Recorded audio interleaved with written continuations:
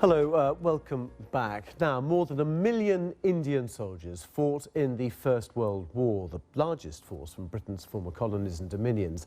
Their contribution, however, has been largely forgotten.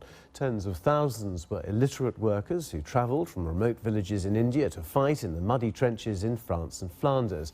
Many went on to win the highest bravery awards. Many ultimately, though, were to feel betrayed.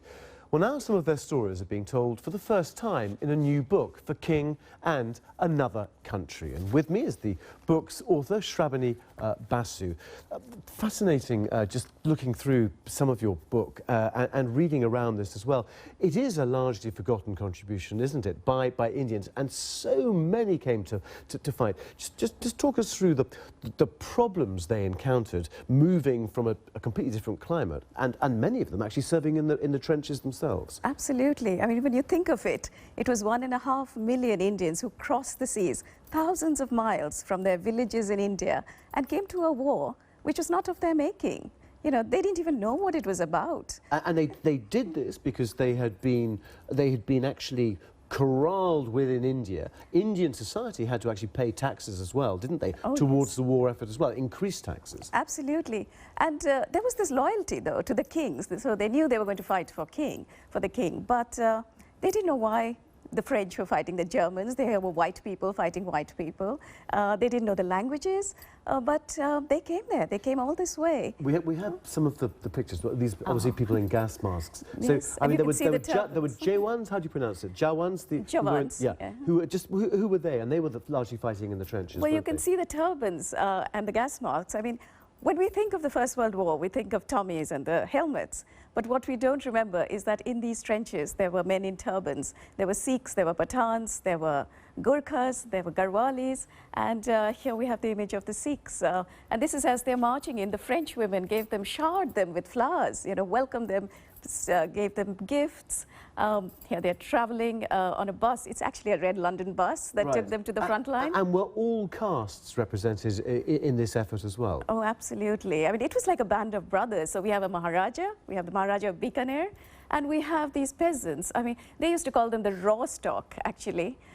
They were literally men with strong arms, strong legs, who could walk miles carrying a heavy load, and they were recruited and sent miles away. So they did this out of loyalty to King George V, and some of the bravery these men were involved with was highly rewarded, wasn't it, by the British Army at the time? There were 11 Victoria Crosses which were won, and 2 by the Garhwalis. I mean, those images you saw, they were of Garhwali men from the mountains in India, and 2 of them won the Victoria Cross.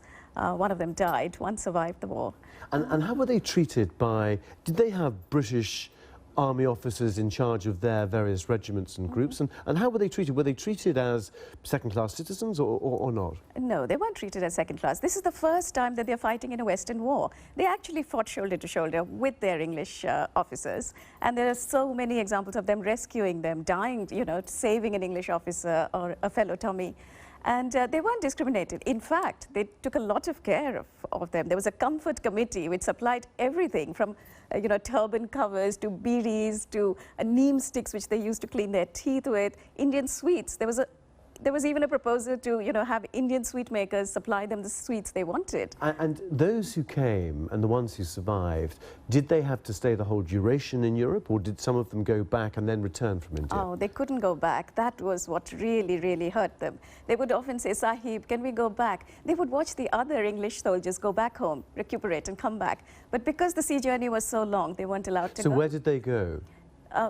They wanted to go back to but India. did they go elsewhere in Europe or not? No, but they were taken away from the front line, or they were on the front line? No, they just stayed there, unless they were injured, and that was the other thing. And just one thing I wanted to talk about was the betrayal, though, that India felt as a nation as a result of this, because Gandhi supported sending the troops, didn't he? Yes. But what were they offered in return, and did that materialise? Well, the Indian elite and the Congress leaders, they were for the war initially, thinking they would then get Dominion status, just like the other. So Dominion status is what the rest of the white Commonwealth had? Exactly. So they thought this would follow as a result of their royalty, but it didn't. What happened 5 months into the war is the massacre in Jallianwala Bagh, and that hurt the Sikhs. The Sikhs were shot down, men, women, children, by General Dyer, and that turned the tide. that was the turning point. This was in Amritsar, wasn't it? Amritsar, exactly. Okay, and this is 5 months after Sikhs who volunteered the most. You know, the largest number of volunteers were Sikhs. They fought bravely in the war.